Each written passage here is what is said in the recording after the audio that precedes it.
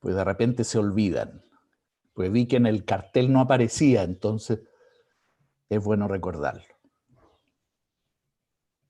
Lo voy a anotar. Ya está entrando la gente.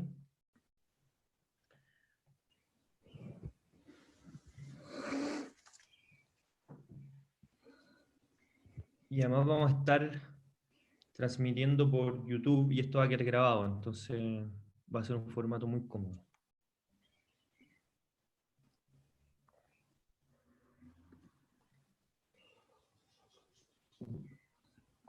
Álvaro, que estás ahí en pantalla, ¿cuál es tu papel en todo esto? No, yo soy como artista invitado, Gonzalo. Ya. No, ¿Estás de telonero? ¿Ah? Por si alguno falla, yo estaba preparado y iba a inventar la charla Reagan y Juan Pablo II, así, de la nada. De acuerdo. Y a empezar a comentar su historia. No, yo voy a la segunda parte, profesor. Plan B, entonces. ¿Ah? Plan B, C, D, Z.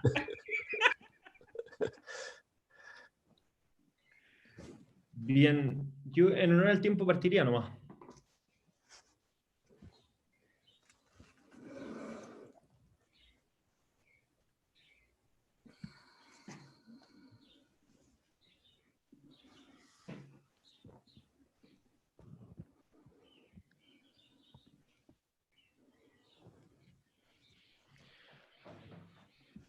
Hola, ¿qué tal? Muy bienvenidos a todos los que nos están acompañando, tanto aquí en la plataforma de Zoom y desde la transmisión en vivo desde YouTube. Les queremos dar la bienvenida a este día que es muy, muy especial, conmemorando el centenario de Juan Pablo II. Quisimos conmemorar este hecho histórico estudiando y analizando los diversos aristas del pensamiento de Juan Pablo II y por eso hemos querido invitar a algunos profesores amigos a analizar cada uno un punto distinto del pensamiento y la acción también de Juan Pablo II. La primera parte va a ser un panel, el formato va a ser que los tres profesores que invitamos van a exponer y después cada uno de ustedes puede mandar sus preguntas a través de esta plataforma o a través de la transmisión en vivo por YouTube. Y después hay una segunda parte en la que hemos invitado al padre Robert Sirico a hablar sobre Juan Pablo II y la economía. Entonces, nada, muy bienvenido a todos los que quieran participar también a través de redes sociales, pueden hacerlo usando el hashtag centenario JP 11 o JP 11 con número romano, y la idea es que este sea un granito sobre el personaje. Entonces, sin más preámbulos, quiero darle la bienvenida a nuestros panelistas del primer panel, profesor Gonzalo Larios, profesora Ana María Celis, profesor Alejandro San Francisco. Ustedes ya conocen perfectamente el formato, entonces para partir, quiero darle la bienvenida al profesor Gonzalo Larios. Él es doctor en Historia y es profesor investigador actualmente de la Universidad San Sebastián. Y también hoy día va a hablar sobre Juan Pablo II y su rol durante la Guerra Fría. Profesor, muy bienvenido, muchas gracias por acompañarnos. Hola, José Francisco, muchas gracias por la invitación y felicitar a Red Pública por la iniciativa. Estamos frente a uno de los personajes, yo diría, claves de la historia del siglo XX y particularmente de nuestra civilización cristiana occidental. Bien, voy a tratar entonces brevemente de señalar algunas claves de Juan Pablo II en torno a la Guerra Fría. Uno podría señalar primero cuál era el panorama previo precisamente a la caída del muro. Y podríamos decir que Henry Kissinger, secretario de Estado de los Estados Unidos y precisamente mano derecha de Richard Nixon en los años 70, señalaba de que el comunismo es un desafío sin fin, que esta situación no va a cambiar. El año 74, el Papa Pablo VI señalaba respecto a la Guerra Fría y a esa competencia, podríamos decir, militar y al mismo tiempo de dominio geográfico entre las dos superpotencias, los Estados Unidos y la Unión Soviética, decía que el sistema en el que viven en el este está estabilizado. No hay perspectivas de que algo cambie. La Iglesia emprende sus iniciativas bajo esta perspectiva a largo plazo. La mirada de Pablo VI no era la única dentro de la Iglesia Católica. El cardenal Wyszynski, primado de Polonia y figura también que había sufrido, yo diría, la tensión de la Guerra Fría en carne propia, va a estar prisionero precisamente del régimen comunista polaco durante más de 3 años, entre 1953 y 1956, señalaba también ese mismo año, 1974, un régimen basado en la fuerza es mínimamente estable. Entonces, ¿por cuál motivo la Santa Sede quiere consolidar aquello que es polvo y que antes o después se derrumbará por su propia naturaleza íntima, por su fragilidad interna? En otras palabras, podemos decir de que la situación previa a noviembre de 1989, y yo diría incluso antes de la llegada de Juan Pablo II a la Santa Sede en 1978, era de una Guerra Fría que se esperaba particularmente extensa y de resultado más que incierto. Cuando Juan Pablo II sale al balcón de la Plaza de San Pedro y se le anuncia como nuevo papa en ese año de 1978, el año de los 3 papas, sus primeras palabras fueron: no tengan miedo. Y ese no tengan miedo probablemente que se refería también a la enorme Iglesia del Silencio que vivía precisamente controlada bajo el régimen soviético y que él conocía de cerca precisamente porque había sido hasta un día antes arzobispo de Cracovia, pasado a ser ahora obispo de Roma. Ese no tengáis miedo, por lo tanto, era hacia ellos frente al régimen comunista soviético, pero también me atrevería a decir frente a los católicos occidentales que acomplejados no daban tampoco razón de su fe católica y de su fe cristiana, y por lo tanto ese no tengáis miedo señalaba también un anhelo de que se comprometieran también en esa divulgación de la fe. El primer viaje de Juan Pablo II en 1979 creo que es clave también para entender un aspecto de este fin de la Guerra Fría. Es a Puebla, a México, en torno a la tercera conferencia general del Consejo Episcopal Latinoamericano, del CELAM. Se cumplían más o menos unos 10 años de la conferencia de Medellín, e interpretaciones, yo diría, a ver, Medellín es, por así decirlo, la bajada latinoamericana del Concilio Vaticano II, y lo mismo que en el Concilio Vaticano II hubo algún espíritu de interpretación bastante complejo en torno a una crisis postconciliar bastante profunda. Medellín también supuso algo parecido en el orden latinoamericano. Se difunde el concepto de liberación, la opción preferencial por los pobres y una teología de la liberación. Yo diría que esa opción preferente por los pobres la va a ratificar y la va a señalar precisamente en Puebla Juan Pablo II, pero en relación al concepto de liberación, yo diría que Juan Pablo II en Puebla hace referencia a un documento clave del magisterio de la Iglesia de los últimos años del pontificado de Pablo VI, que es la exhortación apostólica Evangelii Nunciandi. Esa exhortación apostólica precisa el concepto de liberación y por lo tanto hace una distinción en que esa liberación es fundamentalmente de carácter pastoral evangélico y por lo tanto de carácter espiritual. Es una liberación del pecado y es una liberación precisamente cristocéntrica. Y dejando de lado interpretaciones que pretendían una liberación, por así decirlo, sociológica, política o económica. Y es por eso que Juan Pablo II en Puebla va a ser bastante categórico al señalar a los obispos latinoamericanos de que si se reúnen en Puebla, su reunión es de carácter precisamente eclesial, pastoral, espiritual. Ellos son pastores, no expertos en sociología, en economía o en política.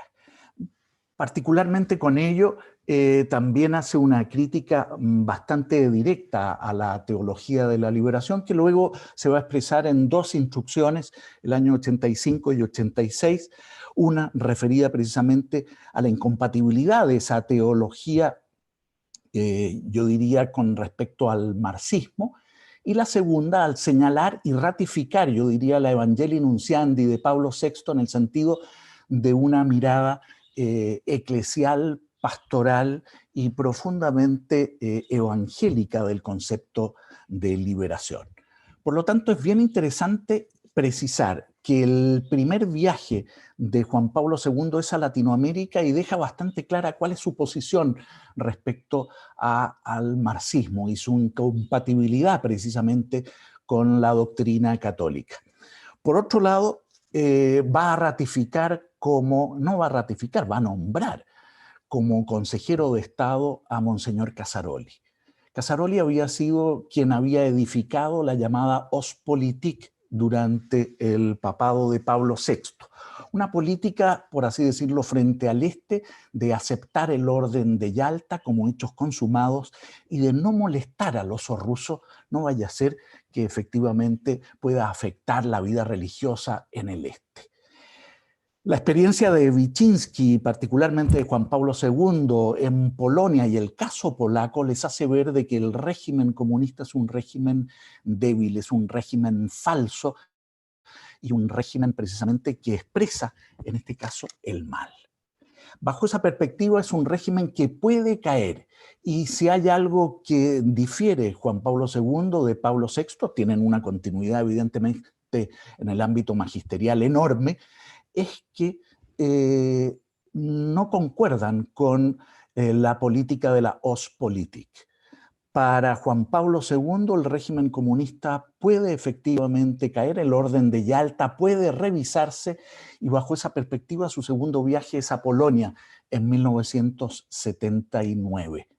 Ese viaje a Polonia en 1979, he tenido la oportunidad de estar un par de veces en Polonia, les hizo sentir a los polacos efectivamente la posibilidad de la libertad. En un determinado momento las autoridades polacas del régimen comunista pensaron de que a Wojtyła lo iban a poder controlar precisamente en el territorio polaco. Y desde que desembarca Juan Pablo II en Varsovia, la verdad es que los pasos que él da en la Polonia, que conoce perfectamente y sabe también lo que quieren escuchar los polacos, es él el que lleva las riendas. Los polacos lo van a seguir de ciudad en ciudad y particularmente la juventud marcando, yo diría, tanto, ese extraordinario carisma que va a demostrar en Puebla frente a un régimen también laicista de más de 60 años para demostrar que los mexicanos siguen siendo católicos, también lo va a hacer en un régimen comunista de varias décadas y en donde va a demostrar efectivamente que la Polonia siempre fiel, por así decirlo, siempre fiel a la Iglesia, va a estar de nuevo en pie. A partir de allí, yo diría que la estrategia de Juan Pablo II es una estrategia de favorecer la libertad de religión, que es un tema que va a tocar particularmente Ana María, frente a las relaciones de los países del este. Esa defensa de la libertad religiosa va a ser clave para entender también una respuesta, pero una respuesta particularmente pacífica. Lo que va a hacer el sindicato Solidaridad en Polonia es una respuesta pacífica que que demuestra también la fortaleza moral, me atrevería a decir, de la causa del sindicato Solidaridad. Solidaridad es un concepto que está precisamente también en las raíces de la doctrina social de la Iglesia, y es un sindicato católico formado prácticamente por un electricista de los astilleros de Danzig. La intelectualidad polaca, la oficialidad polaca había sido, hay que decirlo, diezmada por las fuerzas comunistas. Pensemos simplemente en la matanza de Katyn. Y él sabe que el pueblo, y particularmente la cultura polaca, es esencialmente católica. Su magisterio durante los años en Polonia habían estado precisamente dedicados a ello, no a hacer frente al régimen comunista, sino a favorecer, por así decirlo, una identidad cultural polaca que sabía perfectamente que era esencialmente católica. Por lo tanto, lo que va a hacer respecto a la Guerra Fría es pedirle al cardenal Casaroli que desmantele precisamente esa Ostpolitik que él había ayudado a construir durante el régimen, durante el pontificado de Pablo VI. Bajo esa perspectiva, este hábil diplomático que no compartía, hay que decirlo, el fondo de la intención, en este caso de Juan Pablo II, él estaba de acuerdo con esa Ostpolitik, le va a pedir precisamente Juan Pablo II que la desmantele y que favorezca precisamente apoyo, en este caso al sindicato Solidaridad, y particularmente también a las jerarquías eclesiásticas, y que afirme esas jerarquías eclesiásticas en los países del este. Por lo tanto, cuando en noviembre de 1989, y para terminar, se derrumba el muro de Berlín, pocos meses antes se había producido una elección en Polonia, que había otorgado que solo el 5% de los votos habían ido para el Partido Comunista, y que Solidaridad había obtenido más del 90% de los votos. Esa transición, podríamos decir, pacífica, de no enfrentarse, y que recoge, yo diría ahí, aspectos tanto de Gandhi como del propio Martin Luther King. La experiencia de ambos va a ser clave en este caso para que también el catolicismo recoja esa no violencia y sea un instrumento decisivo para la caída del muro, para el derrumbe del bloque soviético y para la disolución de la Unión Soviética. Si nos hubiesen dicho en 1987 que 2 o 3 años después el muro iba a caer, Alemania se iba a reunificar, el bloque comunista precisamente iba a desaparecer y que la Unión Soviética se iba a disolver, todo ello prácticamente sin un balazo, salvo la tremenda guerra yugoslava, de la ex Yugoslavia, habría sido impensado. Y tanto Reagan como Gorbachev, incluso Helmut Kohl, señalan los 3 protagonistas precisamente de todo ese proceso, que sin entender la actitud, la firmeza, la política, yo diría, de frente de Juan Pablo II, no se puede entender ese proceso del fin de la Guerra Fría. Eso es, José Francisco. Profesor Gonzalo Lario, muchas gracias. Quiero recordarle a los que se están sumando, acaba de exponer el profesor Gonzalo Lario sobre Juan Pablo II y la Guerra Fría. Esta presentación va a quedar grabada en nuestro canal de YouTube. Ustedes también pueden participar a través del hashtag en redes sociales, Centenario JP11, y además recordarles que este seminario es un esfuerzo que hacemos desde Respública y desde la USEC para conmemorar el centenario de Juan Pablo II. Ahora queremos darle la bienvenida a la profesora Ana María Celis. Ella es académica de Derecho en la Universidad Católica, profesora de Derecho Canónico y además es directora del Centro de la Universidad Católica sobre Religión y Derecho. Le damos la bienvenida y ella va a conversar sobre Juan Pablo II y la libertad religiosa. Bienvenida, profesora. Muchas gracias, José Francisco, es un gusto. Te agradezco la invitación, sobre todo para haberme concentrado en el centenario del Papa Juan Pablo II, que a lo mejor lo hubiera pasado más para encima. Es un gusto estar también con los profesores Larios y San Francisco. Y te agradezco también, y ya el profesor Larios lo decía, el subrayar el hecho de la vinculación que tiene Juan Pablo II con la libertad religiosa, la especial sensibilidad que tiene. Y en un pontificado tan largo, de 27 años, uno diría a lo mejor hay que seleccionar algunas cosas. El asunto es más difícil todavía porque la vinculación de Juan Pablo II empieza antes, precisamente por el contexto social, político de su país. El aporte de Juan Pablo II en materia de libertad religiosa comienza ya en el Concilio Vaticano II. En relación a la declaración sobre la dignidad de la persona humana, que es la declaración sobre la libertad religiosa, no exenta de polémica, y no es el caso de tenerme en eso, pero sí es interesante recordar que Carlos Wojtyła en ese momento tuvo 5 intervenciones durante el concilio en materia de libertad religiosa y fue de las personas que más insistió en el fondo en la relevancia de una declaración, o por lo menos un documento que se refiriera a ello. Y en esto también creo que es importante subrayar que para él este aspecto no significaba como una sumisión a cualquier estilo de filosofía liberal, sino que fundamentalmente siempre volvió precisamente al núcleo de la dignidad de la persona humana.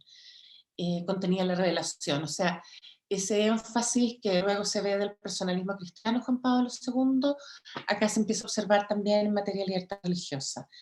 Y yo diría que de los aspectos más relevantes, aparte de que la libertad religiosa tiene un ámbito individual y otro asociativo, en lo asociativo comunitario, probablemente las indicaciones o parte de la influencia de Juan Pablo II es precisamente en ese documento en relación a lo que se dice de educación y familia, que va a ser también parte muy importante de su magisterio. También todo lo que es libertad de conciencia en relación a la libertad religiosa lo va a tratar el mismo Papa después muchas veces. Y también llama la atención de que en sus intervenciones en relación a este documento, el Papa, o sea, antes de ser Papa, digamos, no niega la posibilidad de limitar la libertad religiosa, sin embargo, esa limitación la reconoce dentro de ciertos rangos que en derecho estatal uno dice, bueno, la limitación a la libertad religiosa, por si acaso, en materia de instrumentos internacionales, solo puede ser por ley, y no, por ejemplo, es de los derechos fundamentales que no se suspenden cuando hay estados de excepción constitucional. Entonces, es un tipo de derecho también reconocido estatalmente como un derecho fundante. Y quizás eso yo diría que es lo que pasa en todo el pontificado de Juan Pablo II como una característica en el sentido de considerarlo, y lo dice también con esas palabras que llaman la atención porque se usan en la iglesia para la Eucaristía, pero como el culmen y la síntesis de todos los derechos, habla el Papa Juan Pablo II en relación a la libertad religiosa. Perdón, una cosa que se me queda también como dentro de sus aportes en materia de dignitatis humanae es el aspecto de la consideración del ateísmo y cómo él, a pesar de considerar que el ateísmo no permitía que la persona se desarrollara totalmente, lo que sí le contrariaba era un ateísmo que era fruto de una imposición ideológica. Y eso también lo va a tratar durante su pontificado. ¿Esto por qué es importante? Porque la libertad religiosa en los documentos internacionales, y eso es lo que me interesa a mí como de diálogo en el fondo con el Estado, en todos los instrumentos internacionales se reconoce que la libertad de conciencia, de religión o de convicciones y creencias reconoce la no creencia, reconoce la opción por la no creencia. Entonces es interesante que desde temprano el Papa toca el tema, ¿me entiendes? Y que después se va desarrollando en distintos momentos. Y en su pontificado. En su pontificado quiero hacer mención, porque para prepararme para esta ocasión revisé bibliografía, y hay una reciente que de verdad la tengo que recomendar porque lo encuentro una súper buena síntesis. No es tan síntesis, son 600 páginas, pero es una tesis doctoral de Jorge Salinas de la Universidad Católica de Murcia, es estilo manual, profesor Laria, que se está allá riendo. Pero es súper buena en el sentido de la referencia a toda la cantidad de documentos y demás. Y por eso quiero nombrar a su autor. Es una tesis doctoral de la Universidad Católica de Murcia del año 2017. El director de esta tesis doctoral es Rafael Palomino, de la Universidad Complutense de Madrid, que ha venido diversas veces a Chile, excelente profesor en esta materia, y tiene uno de los mejores manuales en materia de derecho eclesiástico al Estado. La tesis se llama El derecho a la libertad religiosa en el magisterio Juan Pablo II y Benedicto XVI, y es de Jorge Salinas. ¿Por qué me interesaba eso? Porque en el fondo él hace el elenco de 73 documentos de Juan Pablo II en materia de libertad religiosa.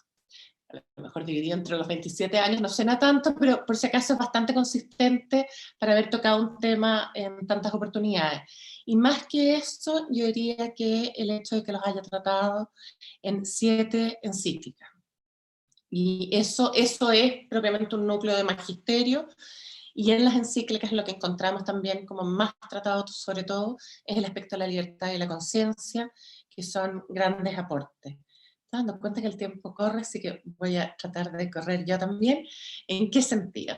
En subrayar qué aspectos entonces dentro de estos distintos documentos, y más bien yo diría en discursos que el mismo Papa dio. Los discursos por la Jornada Mundial de la Paz del 1 de enero de cada año son referidos a la libertad religiosa y son excelentes, son una joyita cada uno, pero también sus discursos a los cuerpos diplomáticos, a Naciones Unidas, a la conferencia de Helsinki el año 75, o sea, después con el aniversario, son realmente documentos en los que él trata esto y con bastante sintonía en lo que es del Estado, con resultados además que en su actividad diplomática de 91 presencias o nunciaturas en distintos países, al término santificado ya eran 180, la presencia de la Santa Sede en distintos países, y de 6 organizaciones o vinculaciones con organizaciones internacionales se pasó a 22 al término de su pontificado. Quizás en términos de libertad religiosa también importa que él, en el aspecto comunitario de la libertad de la Iglesia, que se tiene que leer como libertad de las demás organizaciones religiosas también, la incesante actividad en acuerdos internacionales con los estados fue particularmente notoria en países occidentales, en Europa Occidental, también en Europa del Este y en Asia y en África. Perdón. Ahí a mí me queda también la pregunta que nos pasa, como lo dejo más para la conversación posterior, ¿qué pasa con Latinoamérica? En esa materia en que damos como por garantizado, parece ser un lugar en donde la libertad religiosa no es tema, y sin embargo quizás es más tema que en otras partes, justamente porque no la hemos todavía sopesado como un derecho fundamental, la dejamos a nivel de devocionalismo y pareciera que fuera cualquier tipo de acuerdo casi un privilegio para una organización religiosa, en vez de mirarlo como el necesario paso de la colaboración con los estados. ¿Cómo es que Juan Pablo II sintetiza, lo hace en el 88, su mirada sobre la libertad religiosa, y en eso prefiero leerlo en el fondo? Lo señala como la facultad de dar respuesta a los imperativos de la propia conciencia, en la búsqueda de la verdad, y de profesar públicamente la propia fe, perteneciendo libremente a una comunidad religiosa organizada. En este aspecto uno nota que, y probablemente por su propia historia, el aspecto de Juan Pablo II de énfasis en materia de libertad religiosa es justamente la manifestación y esta posibilidad asociativa. El hecho de la transgresión del fuero interno, en el que la persona opta por un grupo de creencias, ya lo habían experimentado, eso subsiste, pero se necesita un cierto entorno en el cual esto pueda ser posible. Yo creo, y habría que ir terminando, pero yo creo que es justamente este aporte de la necesidad, Juan Pablo II, perdón, en algún minuto además, cuando habla de libertad de expresión, llega incluso a los sentimientos religiosos, cuestión que en derecho internacional en general no se reconoce, por ejemplo. O sea, pero esa es la extensión en la que el Papa Juan Pablo II reconocía esta manifestación de las creencias y esta necesidad de la libertad de la Iglesia.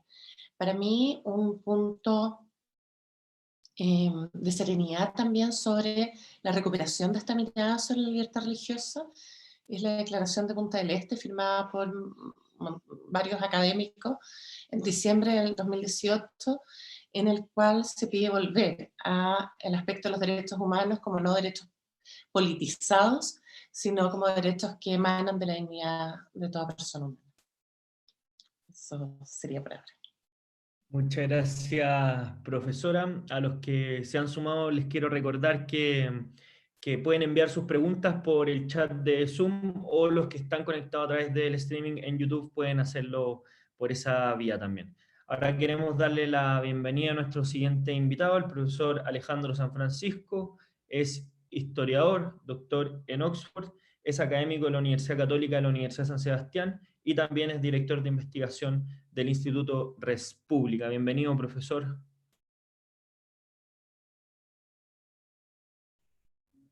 Muchas gracias, José Francisco, por la invitación. Un gusto compartir con Gonzalo y con Ana María este panel sobre Juan Pablo II. La verdad es que yo me voy a concentrar en la relación de Juan Pablo II con Chile que la tuvo, y me parece que las dos presentaciones que se han hecho cubren otros aspectos muy determinantes de la doctrina y práctica del Papa, que gobernó 27 años la Iglesia y de quien se cumplen precisamente hoy el centenario de su natalicio. Si uno mira la relación con Chile, lo primero que debiéramos tener es que él se vinculó prácticamente en 1978 con nuestro país a propósito de los diferendos limítrofes de Chile con Argentina. Y en este sentido, ambos países, los gobiernos de ambos países recurrieron a la Santa Sede para procurar la mediación papal, es decir, una cuestión que no es un tribunal internacional, no es un arbitraje, no falla en derecho, que es cosa bien novedosa porque en general los argumentos esgrimidos por Chile, incluso ante la Santa Sede, eran de carácter más bien jurídico, y hubo que explicarle el cardenal Zamoré y otros a los representantes chilenos que el Papa no iba a fallar en derecho, sino que iba a tratar de que se solucionara por vía pacífica algo que de otra manera podría llegar a malos términos. Y por otro lado, iba a fallar de una manera que no tuviera que ver con un tribunal internacional, porque el Papa no era un árbitro. Si uno lee trabajos muy notables que hay al respecto, por ejemplo, el de Ernesto Videla, La desconocida historia de la mediación papal, se da cuenta de que fue un trabajo de varios años muy intenso y que estuvo varias veces a punto de caerse, y que en parte fue el esfuerzo decidido de Juan Pablo II porque se resolviera el diferendo limítrofe entre Chile y Argentina por la paz, incluso con cambios de gobierno en el caso argentino, para que finalmente se llegara a un acuerdo por la vía de la mediación, de manera que fue celebrado en ambos países que ciertamente saben, conocen históricamente los costos de una guerra. Argentina en términos inmediatos, porque había sufrido la guerra de las Malvinas; Chile en el caso del siglo XIX. Hay una frase de Juan Pablo II que resume muy bien lo que había resuelto el caso chileno-argentino. Prevaleció la fuerza de la razón sobre las razones de la fuerza. Y eso, que es algo que queda para la historia, que es algo muy bonito, es la primera relación que tuvo Juan Pablo II con Chile. Además, hay otra que no me voy a detener en este minuto, pero que vale la pena mencionarlo. Muchos de los obispos y arzobispos chilenos de los años 60 cumplieron a comienzos de la década de los 80 la edad para pasar a retiro, de manera que Juan Pablo II tuvo el nombramiento de toda una serie de obispos que son los que dirigieron las respectivas diócesis de la Iglesia Católica en Chile durante casi toda la década del 80 y en los años 90 e incluso algunos en la primera década del siglo. Eso también explica un cambio al interior de la Iglesia Católica dentro de la misma tradición eclesial. El Papa Juan Pablo II, en segundo lugar, le correspondió viajar a Chile entre el 1 y el 6 de abril de 1987. Esto se instala dentro de las decenas de peregrinaciones que hizo al mundo entero, a los 5 continentes, a países muy disímiles, con gobiernos de las más distintas doctrinas o ideologías y en distintos momentos de su historia y también de su relación con la fe católica. El Papa viajó a Chile en un momento especial de la historia nacional, en un momento de transición a la democracia. El gobierno del general Pinochet no había tenido buenas relaciones con la Iglesia Católica durante mucho tiempo y si bien se habían ido estabilizando, era un problema que estaba vigente y que el gobierno se lo hizo ver al Papa en una carta de diciembre del año 78, que entendía que muchos sacerdotes se metían demasiado en política. Por eso la visita del Papa tiene esa doble connotación de estar situada en un momento histórico, como ocurrió en el caso mexicano y polaco que mencionaba Gonzalo para 1979, así como un carácter claramente espiritual y apostólico que tenían todos los viajes de Juan Pablo II. Y en ese sentido, a mí me parece que habitualmente cuando se analiza el viaje a Chile, prevalecen los aspectos políticos y socioeconómicos de la visita. Por ejemplo, si uno lee otro resumen, como diría Ana María, de George Weigel, que tiene más de 1000 páginas, uno puede ver ahí que en el trato que se hace sobre la visita del Papa a Chile en 1987, se privilegian mucho los aspectos políticos de la visita. Sin embargo, eso deja atrás elementos centrales, y a mí me parece que los elementos centrales están situados en lo mismo que había fijado Juan Pablo II en su primera encíclica de 1979, en Redemptor Hominis, cuando en la primera frase de esa encíclica había dicho: el Redentor del hombre Jesucristo es el centro del cosmos y de la historia. Y si uno mira, por ejemplo, el discurso, la locución de Juan Pablo II en el Estadio Nacional, que muchos recuerdan por alguna anécdota o por algunos gritos, la verdad es que el corazón de eso está cuando él dice en una forma muy emotiva y teatral, como le gustaba a Juan Pablo II: no tengáis miedo de mirarlo a él. ¿Qué veis? Mostrando a Jesucristo. Y él dice: ¿veis un sabio? Sí, pero es mucho más que eso. ¿Veis un reformador social? Sí, pero es mucho más que eso.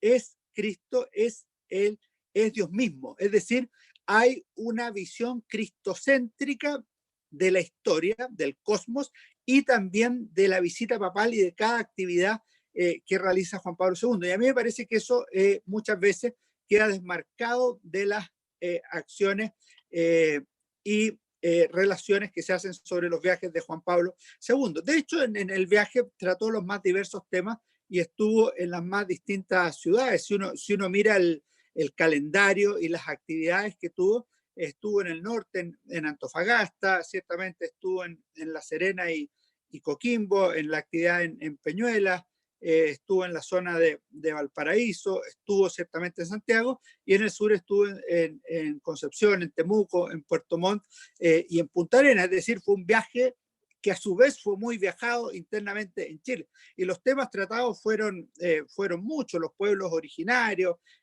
la cultura religiosa popular. Ese fue el tema que se trató en Peñuelas, en mi zona de La Serena, el tema de la familia en Rodelillo, el tema de la juventud, los derechos humanos, la política en reunión con políticos, la reunión con el general Pinochet al día siguiente de su llegada, y así sucesivamente. O sea, hubo muchos temas que se trataron.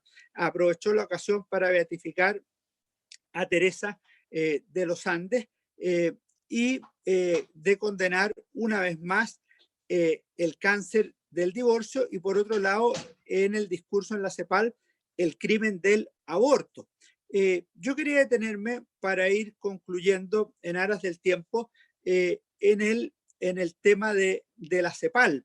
considerando la labor que hace República. Si uno analiza el discurso en la Comisión Económica para América Latina, hay que situarla en un doble sentido. Por un lado, en el contexto histórico, estamos en una década en que se han producido dos grandes problemas. Primero, una crisis económica tremenda, y en segundo lugar, cuando hay países que han decidido no pagar la deuda externa o han entrado en procesos de transición a la democracia, pero sin consolidación económica. Entonces, ahí hay una cosa que no está funcionando. Y por otro lado, hay países como Chile donde la economía está funcionando mejor, pero no ha transitado a la democracia. Y por otro lado, está el tema permanente vigente de la doctrina social de la Iglesia, que no viene de 1891, de la Rerum Novarum, como aseguran algunos, sino que desde el año cero, desde la misma predicación de Cristo. Lo que pasa es que se reactualiza de acuerdo a la realidad industrial y a la emergencia del marxismo en el siglo XIX. ¿Qué es lo que hace Juan Pablo II? En un tema que trata en varias encíclicas, en varios documentos, en Solicitudo Rei Socialis, en Labor in Excelsis, y que va a trabajar después también en Centesimus Annus en 1991. Juan Pablo II, en primer lugar, en el discurso de la CEPAL, reivindica los grandes principios rectores del orden social de la Iglesia. La primacía de la persona humana, el Estado, la empresa, están al servicio de la persona. En segundo lugar, que todos deben contribuir al bien común. En tercer lugar, la subsidiariedad. Hay que articular la relación entre el Estado y la sociedad civil, y no el Estado debe absorber a la sociedad civil. Y en cuarto lugar, la solidaridad. Y dice una frase muy notable: la solidaridad es sentir la pobreza ajena como propia. Y además dice que la economía, que debe funcionar sobre la base de la empresa privada y la iniciativa privada, debe tener una mística especial, y esa mística debe ser la mística de la solidaridad, es decir, de sacar a todos adelante. Y eso es muy relevante porque en una sociedad muchas veces la gente se va quedando atrás y los estados tienden a mantenerlos mediante subsidios. No hay lógica mejor para sacar a la gente de la pobreza y para permitirles desarrollarse y derrotar el círculo vicioso de la pobreza que un trabajo justo, permanente y bien remunerado, y no un subsidio que debe ser necesariamente ocasional.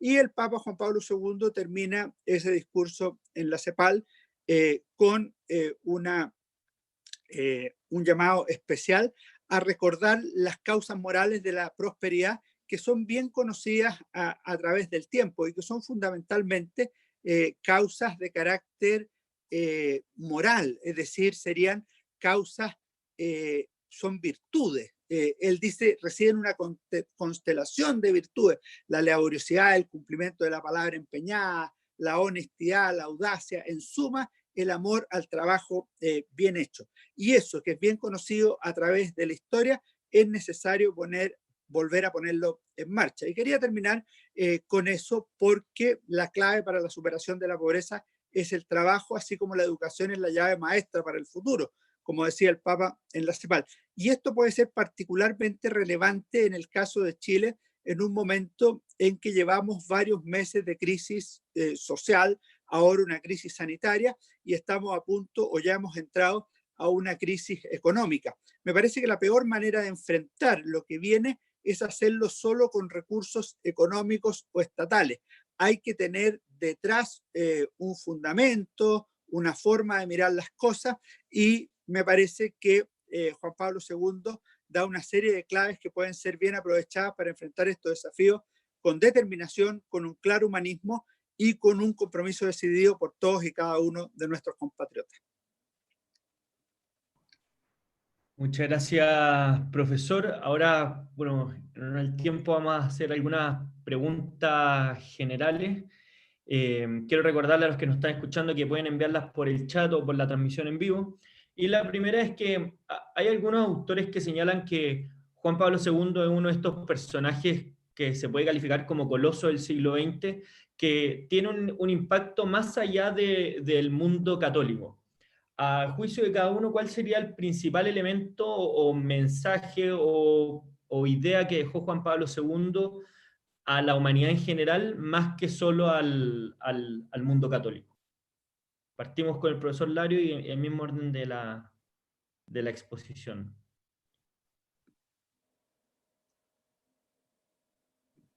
tiene que sacar el silencio de su micrófono y...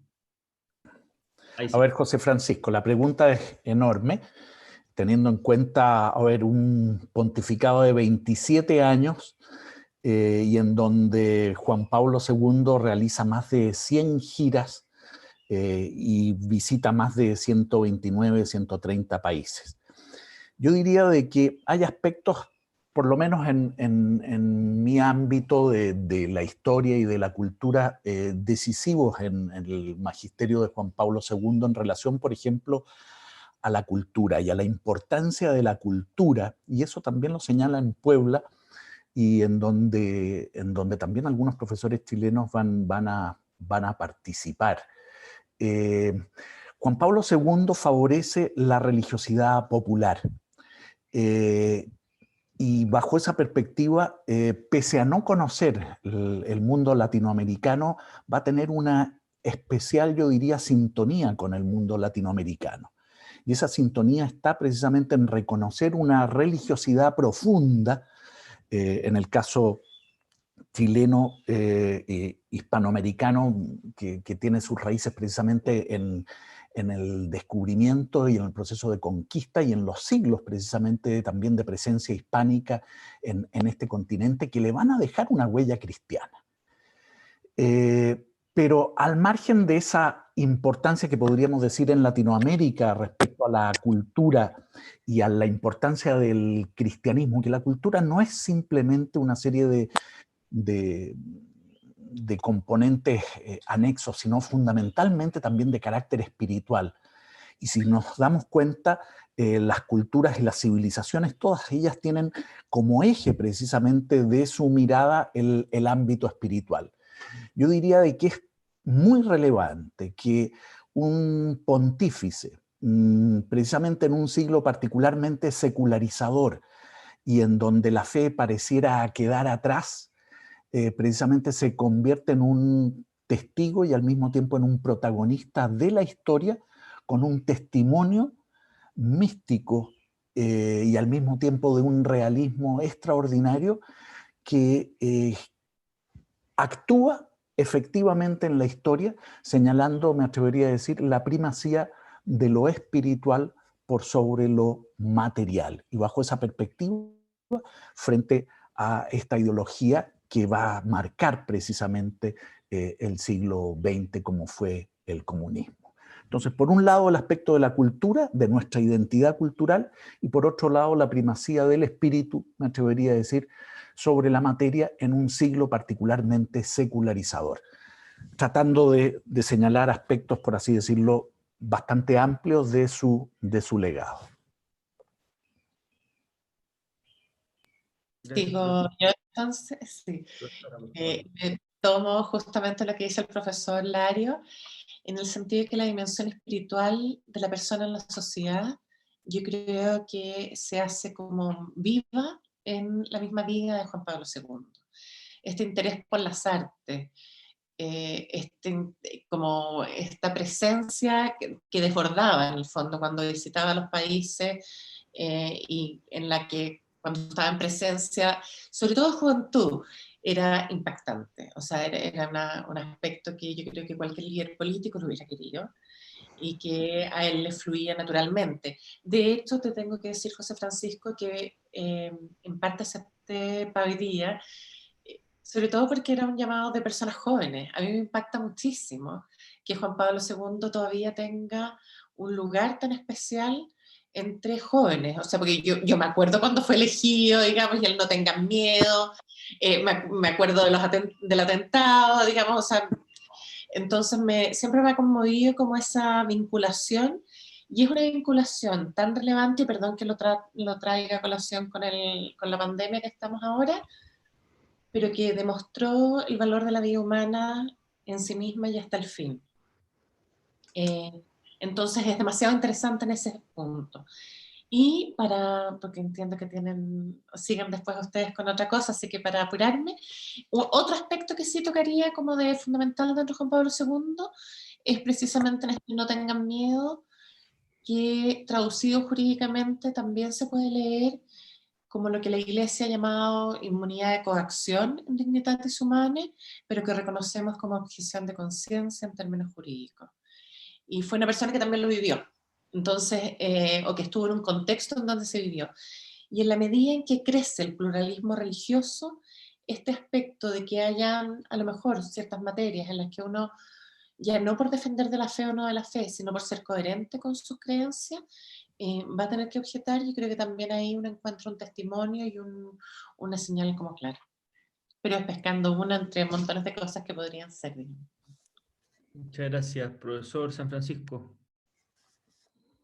Sí, es la pregunta del millón. Yo destacaría, para no repetirme, la centralidad de la persona humana en la predicación de Juan Pablo II. O sea, así como Cristo, el centro del cosmos y de la historia, en la predicación de Juan Pablo II sería la centralidad de la persona humana. Y eso es lo que determina todo lo demás. O sea, eso es lo que hace, por ejemplo, necesaria ir a predicar a 130 países, hacer más de 100 viajes para reunirse con personas que puedan acercarse a Cristo, que puedan conocer personalmente a Dios. Y aquellos que no conocen o no comparten la fe cristiana, bueno, que puedan vivir una vida digna, que puedan vivir en paz, que puedan disfrutar de los bienes de este mundo. Y por eso cuando él critica a los que él llama las ideologías del mal, al nazismo y al comunismo, no lo hace por razones de que económicamente hayan andado mal o porque hayan fallado en ciertos índices determinados, sino porque eran radicalmente antihumanos. Así lo dice, por ejemplo, en un libro muy notable que se llama Memoria e Identidad. A mí me parece que la centralidad de la persona humana es un factor crucial. Sí creo que penetró durante su predicación, pero que es un tema de permanente flujo y reflujo. O sea, en la vida social, en la vida política, en la vida cultural de los pueblos, la persona humana tiene tantos avances como retrocesos, por ende es un tema que hay que seguir reinstalando en la discusión pública y en la primacía de la preocupación política y social. Muchas gracias. Una última pregunta, iba particularmente al profesor Larios, pero yo creo que los tres pueden decir algo al respecto, y a propósito de el rol de Juan Pablo II frente a la teología de la liberación, especialmente porque fue una teología que surgió en esta región. ¿Cuál les parece que fue el rol o el mensaje frente a esta teología, si es que se continuó la línea durante los siguientes papados, y en el fondo cuál ha sido el resultado o la consecuencia de eso? Profesor Larios y el mismo. Bien.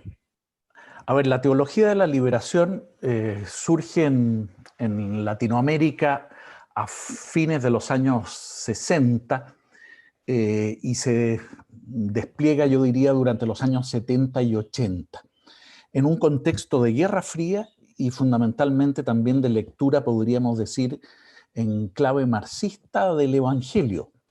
Y por lo tanto propiciando una reforma, podríamos decir, estructural de lucha de clases para, a partir de allí, por así decirlo, llevar a cabo un proceso evangelizador. En otras palabras, coloca y prioriza lo material y lo estructural por sobre lo espiritual y evangélico.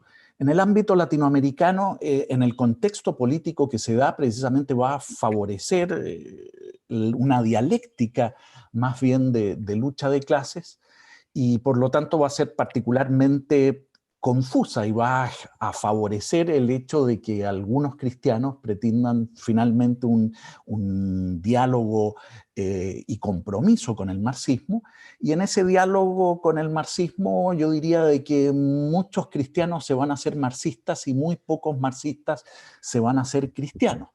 El resultado, por lo tanto, va a ser particularmente nefasto, y eso se va a ver dentro de algunos grupos políticos, precisamente en Chile. La juventud de la democracia cristiana va a tender hacia el MAPU, va a surgir los cristianos, primero la izquierda cristiana, y posteriormente Chile va a comenzar a exportar los cristianos por el socialismo, que asumen también la teología de la liberación.